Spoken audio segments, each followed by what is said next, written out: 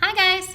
Okay, so this video we are going to go through the adding simple fractions worksheet and go through the answers. You might need a calculator, you might not. Feel free to use one if you're allowed. I'm totally cool with it. Your answer key is loaded in the resources tab in case your instructor needs it.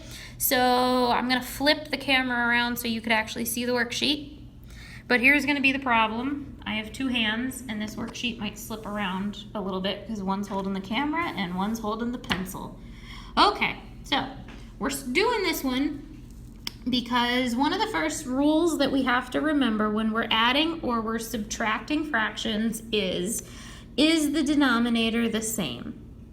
When we're adding or subtracting, if the denominator is the same, then we get super lucky and we just slide the denominator over and it stays exactly how it is, and all we have to do is play with the tops. So this whole worksheet is adding, so that means we're going to add the top. So 1 plus 6 is 7/10.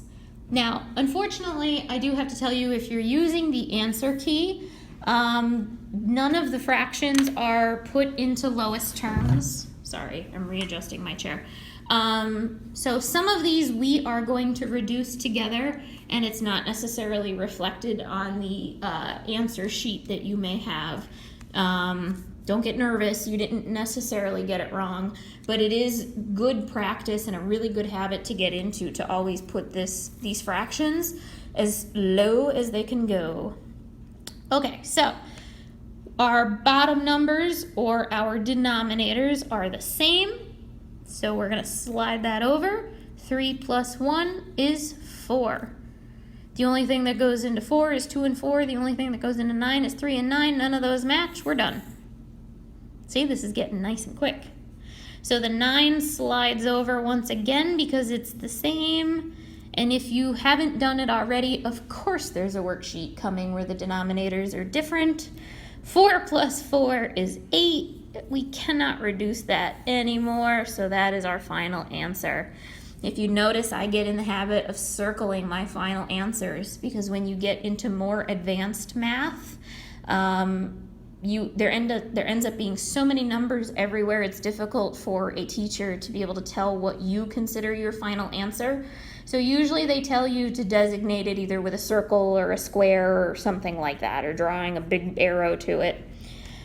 Okay, so 10 and 10, remember, we're not adding these together, we're just sliding it over. So 4 plus 4 is 8. Now this is one that's on your answer key as 8/10, but we can reduce this by 2, in which case we get 4/5. So technically, 4/5 is your answer. This is a worksheet that I actually took from the company. That's why that's up in the corner. And they're also the ones that generate the answer keys. So why they didn't reduce this, I'm not quite sure. But if you left it at 8/10, that's okay. Just the more that you do math and the more that you practice this, try and get it in its smallest terms. So the reason we can reduce this to 4/5 is because if I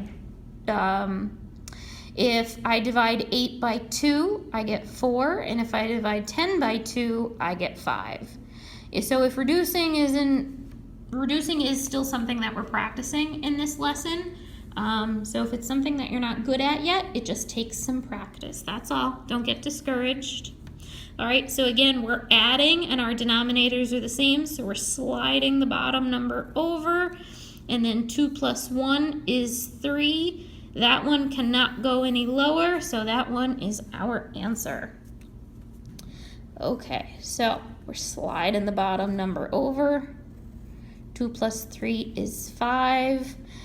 The only numbers that can go into 5 are 1 and 5, and neither of those can go into 12 evenly, so you're done. That's our answer. I hope you're liking these. I'm liking these because they usually go pretty quickly, but unfortunately, you don't usually get problems like this very often, so don't get too comfortable. 2 plus 2 is 4. Again, on your answer sheet, this is listed as your final answer. So if this is what you wrote, it's okay because we're still getting used to reducing. If you're good at reducing, 4 times 2 is actually 8. So 4 divided by 4 is 1. 4 divided by 8 is 2. So if we reduce this, 1/2 would be our answer. If you reduce this and you got this right, I am so proud of you. That is so awesome. If you left it like this and you're not ready to get to here yet, then we just need to practice, that's all. Don't get mad at yourself. I know it's easy to do. So for this one, we slide the bottom number over, we add our tops. I almost thought that that was our answer up here too, but I was wrong. Okay, so we slide the bottom over. 4 plus 2, be careful you don't multiply. This is a really common math error. So 4 plus 2 is 6, not 8. So if you put 8, you accidentally multiplied. So if you stopped here, that is okay. If you went further and you reduced this, the answer is 1/2. 6 divides into 6 once, 6 goes into 12 twice. And then our last one